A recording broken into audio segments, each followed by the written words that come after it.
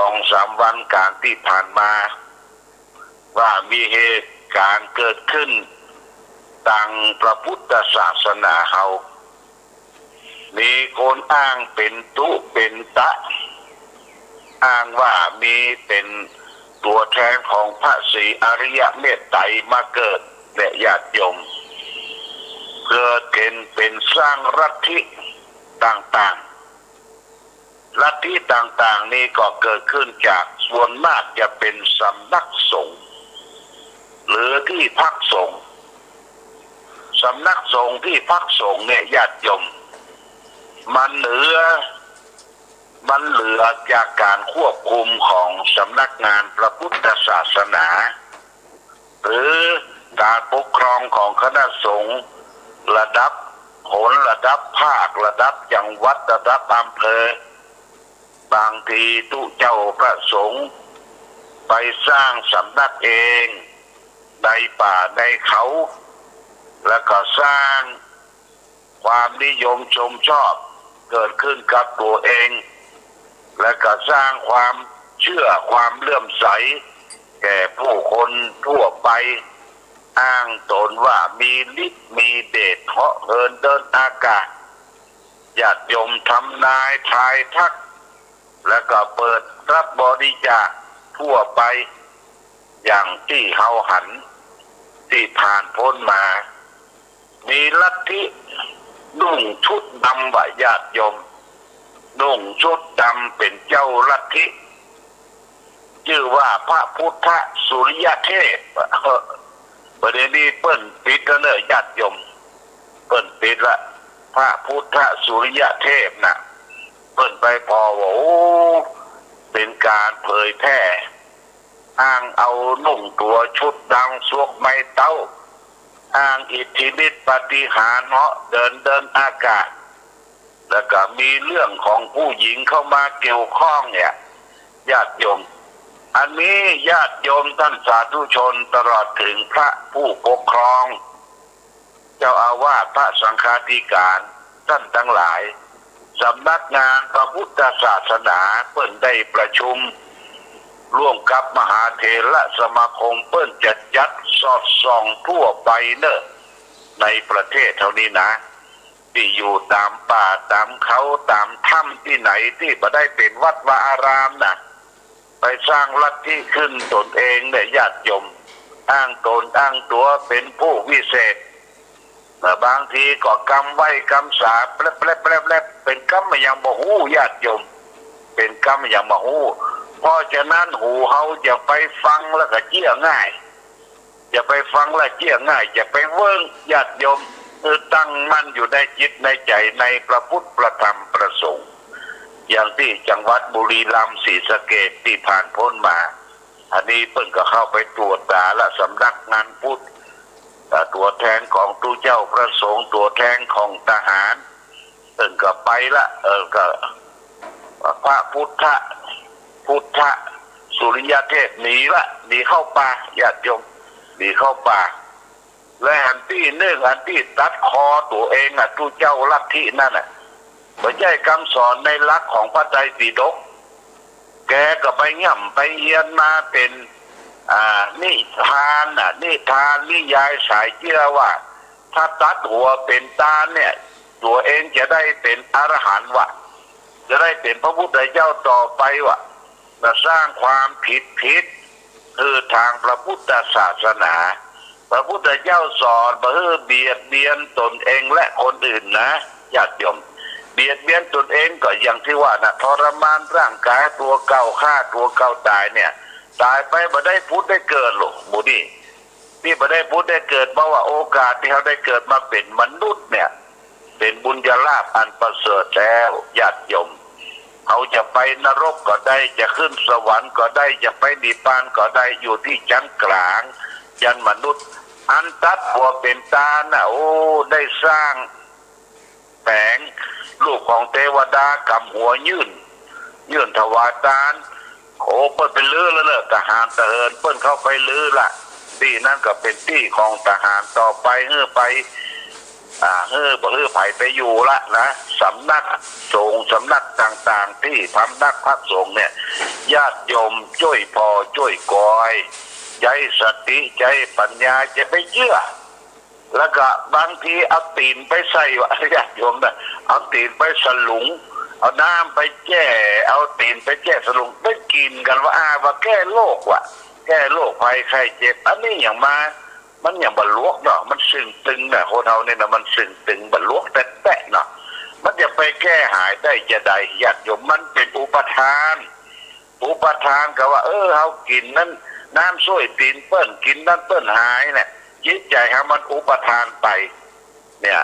เพราะฉะนั้นเปิ้นจะไปมีโรงพยาบาลได้จะได้ญาติโยมเด้อโรงพยาบาลแพทย์หมอทางแพทย์เก่าแพทย์ใหม่โบราณสถานต่างๆเปิ้นวิจัยว่ามนุษย์คนเฮาน่ะมันเนี่ยอย่างพ้องจะแก้ไขด้วยจะได้เปิ้นวิจัยนักเรียนนักศึกษาเพื่อเรียนรู้อย่างที่คนตายเปิ้นบริจาคร่างกายให้แก่โรงพยาบาลนี่ญาติโยมไปเป็นอาจารย์นะไปเป็นอาจารย์ใหญ่ที่โรงพยาบาล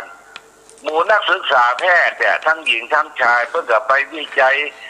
ไปผ่าตัดไปพอเส้นเอ็นเส้นยังกระดูกมีกี่ต้นนะยังมีเท่าใด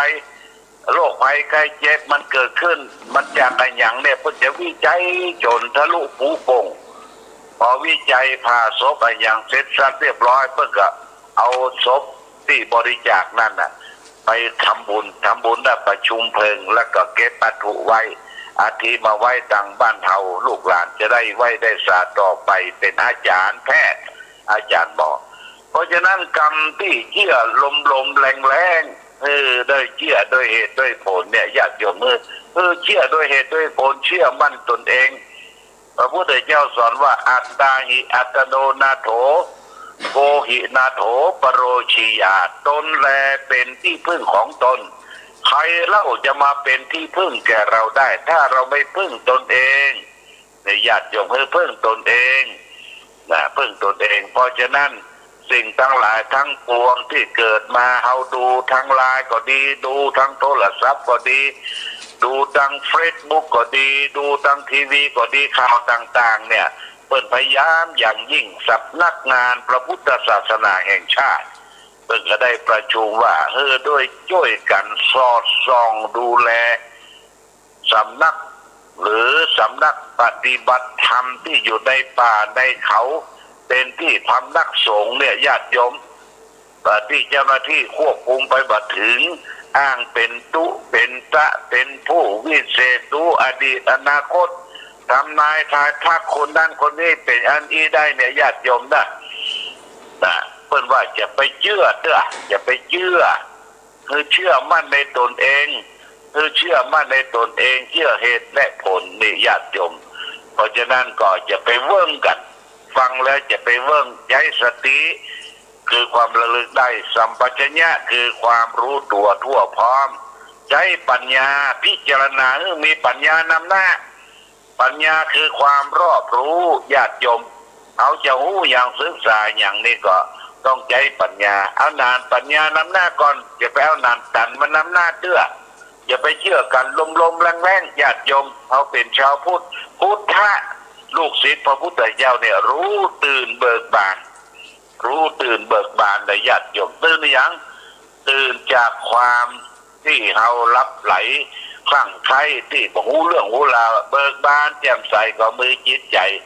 มีธรรมะมีคุณธรรมรู้แจ้งเห็นจริงในกองทุกการเกิดแก่เจ็บตายการดับของสังขารรู้แจ้งเบิกบานตื่นเป็นผู้ตื่นเป็นผู้รู้ผู้ตื่นผู้เบิกบานนี่เป็นลูกศิษย์ของพระพุทธเจ้าฝากไว้เลยญาติโยมท่านสาธุชนทั้งหลายอย่าแย่อย่างคือคิดหน้าคิดหลังเฮามีวัดวาอารามมีที่ไหว้ที่ศาลบางคนละวัดละวาตัวเองตัวเก่าป้ากันปืนไปนับถือตนนั่นตนนี้ที่นั่นที่นี่อยู่ในป่าในเขาเป็นผู้วิเศษว่ะโอ้มันวิเศษได้จะได้ญาติโยมเอาเดินอากาศว่ะทำนายทายทักทำหายโรคหายภัยได้มันจะไปเหลือแพทย์เหลือหมอไปที่ไหนนะญาติโยมนะ อันเพิ่นไปตั้งโรงพยาบาลสร้างโรงพยาบาลเป็นล้านเป็นโกดนะญาติโยมและแถมเรื่องสำคัญก็คือเรื่องของการฝากไว้เรื่องของโควิด-19เนี่ยดูเหมือนจะเริ่มจะเบาบางลงเพิ่นก็หาเตียงหาที่พักที่เซายุกยารักษายังไม่เขาจะเบาบางลงโควิดที่มันติดมาละลอกที่2เนี่ยญาติโยมมันเกิดจากที่ไหนเกิดจากอบายมุขก็คือการไปมั่วไปสุมกันที่ในพับในบาร์ไปเต้นไปร้องเนี่ยแต่ว่าก็ได้ยินข่าวปุ้นที่จังหวัดภูเก็ตวัยรุ่นหนุ่มสาวไปเล่นไปเต้นไปเฉลิมฉลองกันประมาณ50 กว่าคนแต่ในคนนั้นคนหนึ่งมันติดโควิดไปเอาละญาติโยมเพิ่นก็ต้องตรวจหมดแล้วก็แต่งไทม์ไลน์ว่ามันมาจากที่ไหนมันจะไปที่ไหนมันต้องไปเสียเวลาเสียเวลาการตรวจการเช็คเป็นเวลาเกินเดือนเนอะญาติโยมเกินเดือนอันนี้ก็คือการที่เฮาบ่ฮู้นะก็เพราะเพลิดเพลินเจริญติดอยู่กับอบายมุขสรรเสริญลาบล่าเป็นรองรัฐมนตรีและตำรวจที่ไปเฝ้ารักษาการไปตัวพยากันติดพลายไปเลยติดไปด้วยกันหมดเนี่ยญาติโยมต้องระมัดระวังมันเกิดจากบ่อนเกิดจากที่เล่นการพนันเกิดจากในคับในบาร์ห้องอาหารที่เปิ้นติดประตูแน่นแค่เข้าไปมีแอร์เปิดอันนั้นแหละครับพวกโตมันที่เพาะเชื้อแต่ที่เพาะเชื้อมันบอกไปไหนมันชอบเย็นแมงนี่มันชอบเย็นเนี่ยแม่โควิดเนี่ยญาติโยมมันชอบเย็นมันชอบมักหมมเพราะฉะนั้นเราก็ต้องอยู่ที่โล่งที่โปร่งนอนบ่ค่ำบ่คืนก่อนนอนเปิดหน้าต่างกลางมุ้งหรือมุ้งลวดหรืออากาศพัดผ่านได้สะดวกสบายอย่าไปนอนที่อัพมันจะเล่นจากไข้หวัดก่อนไข้หวัดก็ลามไปเจ็บคอก็ลามไปที่ปอดมันก็จะเป็นฝ้าเป็นสีขาวสีดำเนี่ยนักร้องกาดารากับติดกันนักญาติโยมนะมันเกิดจากเนี่ยในคับในบาร์เนี่ยฝากไว้อันนี้โควิดดูเจ้ากับพระเจ้าเนี่ยจะได้คือช่วยกันประชาสัมพันธ์และก็สวดโยโกห้องบอกค่ำเมื่อคืนวันพรุ่งนี้ก็จะสวดเราละวันศุกร์นี่แหละญาติโยมได้สวดออนไลน์สืบยตาเอาธรรมะสู่บ้านเอาคำสอนของพระพุทธเจ้าสู่บ้านสู่จองคือเราได้รอดปลอดภัยจากโรคภัยไข้เจ็บนานาต่างๆอันนี้เป็นเหตุการณ์ที่เกิดขึ้นในบ้านในเมืองเราก็มาประยุกต์ที่เรียกว่ามาประยุกต์แล้วก็สร้างความเชื่อมั่นและก็บอกข่าวเตือนคือแก่พ่อแม่พี่น้องญาติโยมท่านสาธุชนแล้วก็ได้ยินข่าวหนึ่งที่โรงเรียนกาวิระเชียงใหม่นะกาวิระนี่ก็เป็นโรงเรียนของทหารค่ายกาวิระมีนักการพันโรงว่าญาติโยมเปิดเอาเครื่องแหวนะไปตัดหญ้าก่อนจะเปิดเทอมนี่นะมันมีเพิ่งมาอยู่เนอะเพิ่งป่ามาอยู่ต้นไม้พอไม่ได้สาดกินน้ำมันเครื่องกินน้ำมันเบนซินเนี่ยมีควันตัวแหวมันนึกว่ามันจะไปทำลายมันวะปากันหล่นลงมาเป็นพวกเป็นเงาไล่ไปซับต่อที่คนติดตัดหญ้าน่ะตายกลางทางสนามญาติโยมเนี่ยสิ้นชีวิตกลางสนามแล้วโอ้เป็นที่สมเวทนาเพราะฉะนั้นพึ่งป่าก็ดีต่อแต่นอะไรก็ดีที่มันมีหางมีอย่างในบ้านในจองเฮาประเดี๋ยวนี้เปิ้นมีหน่วยกู้ภัยญาติโยมเด้อหน่วยกู้ภัยก็ถามตัวแทนของ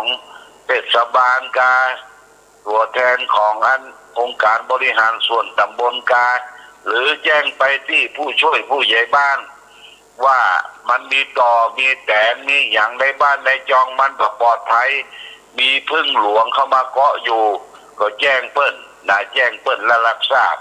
เพราะฉะนั้นสิ่งเหล่านี้มันเกิดขึ้นมันเป็น ภัยต่างๆที่เกิดขึ้นต่อแต่นั้นมันเป็นพิษเป็นภัยและญาติโยมนะเป็นพิษเป็นภัยมาทำร้ายร่างกายแก่เราและท่านทั้งหลายอันนี้เขาพยายามช่วยพ่อช่วยคอยและเรื่องนึ่งฝากไว้ญาติโยมบ้านที่เขามันเป็นบ้านไม้บ้านหยังสายไฟที่มันใจเป็นสายไฟเก่าตั้งแต่30-40 ปีเนี่ยนะญาติโยมช่วยบอกลูกหลานว่าโอ้ยแม่บอกให้ไว้ใจมันหัวมันช็อตนะหัวมันช็อตได้เปลี่ยนสายไฟประเดี๋ยวนี้เปิ้นเปลี่ยนสายไฟเปิ้นใส่ต่อในญาติโยมนะก็ต้องไปตีกิ๊บใส่ตั้งฝาผนังใส่ต่อขาวต่อเหลืองเนี่ยโอ้สะดวกสบายง่ายเนี่ยช่างไฟเปิ้นจะรู้เรื่องแล้วก็แต่ว่าวันซื้อนี่เป็นน้ำกดเป็นน้ำดื่มละอ่อนน้อยอายุ5-6 ขวบเคยไปกินน้ำดื่มญาติโยมไปกดเอาน้ำดื่มของสาธารณะโอ้ไปกดว่าสายไฟดูดว่ะละอ่อนคนหนึ่งตากหงายตายเรื่องดึกญาติโยมอันนี้ก็มันความสะเพร่าของช่างที่ไปต่อแล้วก็มาใส่ต่อไว้พอให้สายไฟมันไป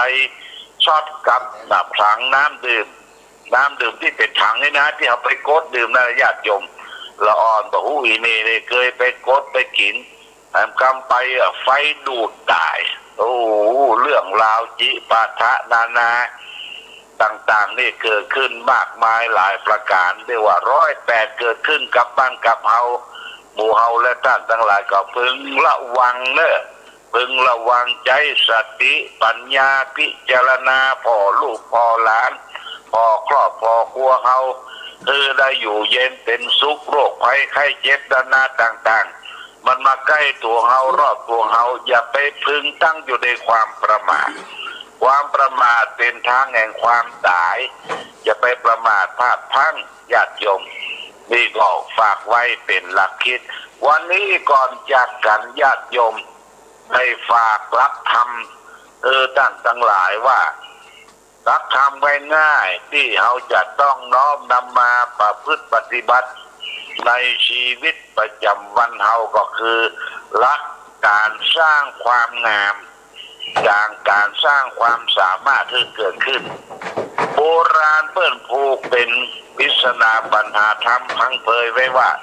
ใจจะงามก็เพราะคนจะงามก็เพราะแต่งคนที่ไม่เสริมไม่แต่งงามด้วยคุณธรรมอะไรที่เปิ้นถามเป็นพุกเป็นปริศนาปัญหาว่า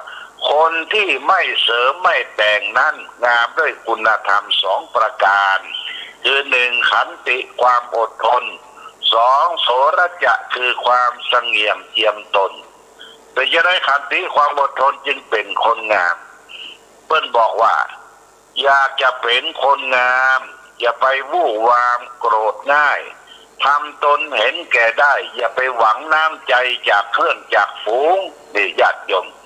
เอาโกรธเกลียดเนี่ยมันตึงเหมือนงามแต่คนขี้โกรธขี้เกลียดขี้โมโหโทโสนะยังบอกปอกปอใจตืบตีนบ้าสิ้นมาแย่งขึ้นมาแล้วก็ทำอาการบอกปอใจถุยน้ำลายใส่เปื้อนพ่องเยี่ยวปากใส่เปื้อนพ่องเนี่ยญาติโยมบางงามคนเฮาบางงามอยากจะเป็นคนง่ายจะไปวู่วามโกรธง่ายเนี่ยอย่างทำตนเห็นแก่ได้นะยังก็เอาเคาะเข้าตัวเฮมดจะไปหวังน้ำใจจากเพื่อนจากฝูงเพราะฉะนั้นขันติความอดทนทนกลากกรำทนลำบากและสำคัญคือทนเจ็บใหญ่นี่สำคัญและประการต่อไปโสรจะคือความเสงี่ยมเจียมตนอยู่ที่ไหนคือมีความเสงี่ยมเจียมตนต่อผู้รักผู้ใหญ่ต่อผู้บังคับบัญชาพ่อแม่ครูบาอาจารย์พระเจ้าพระสงฆ์รู้จักที่ต่ำที่สูงเคารพบูชาในคุณพระพุทธพระธรรมพระสงฆ์สิ่งที่เราเคารพนับถือนี่ฝากไว้แต่ฝากไว้ไก่จะงามก็เพราะคนจะงามก็เพราะแต่งคนไม่เสริมไม่แต่งงานด้วยคุณธรรม2 ประการก็คือขันติความอดทนโสรจะคือความเสงี่ยมเจียมตนอย่างนี้เป็นต้น เอาละญาติโยมท่านสาธุชนวันนี้รายการธรรมประทีปส่องต่างได้มาพบปะธงชาติและเพลงชาติไทยเป็นสัญลักษณ์ของความเป็นไทยเราจงร่วมใจยืนตรงเคารพธงชาติด้วยความภาคภูมิใจในเอกราชและความเสียสละของบรรพบุรุษไทย